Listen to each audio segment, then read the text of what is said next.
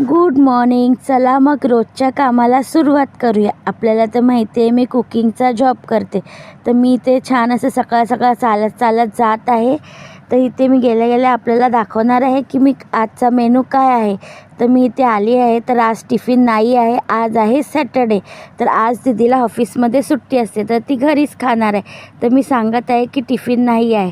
तर इथे आहे ना, मी राईस ठेवला होता आणि इथे चिकन फ्राय करून घेत आहे चिकन चिल्ली बनवण्यासाठी, आणि इथे फ्राय राईस बनवण्यासाठी राईस बॉईल करून घेत आहे.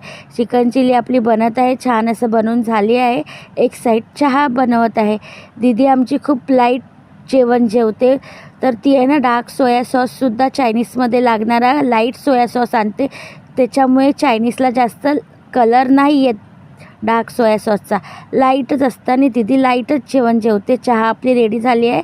आता चिकन चिल्लीसुद्धा रेडी झाली आहे. त्याच फ्राय पॅनमध्ये मी बनवत आहे फ्राय राईस. छान असा भाज्या परतून घेतला आहे. आता बॉईल्ड राईस मी ॲड करून घेत आहे आणि सर्व मिश्रण मस्तपैकी मिक्स करून फ्राय राईससुद्धा रेडी झाला आहे. त्याच फ्राय पॅनमध्ये आपण बनवून घेऊया ऑमलेटला चांगलं फेटून घेत आहे आणि आता मी ऑमलेट बनवून घेत आहे.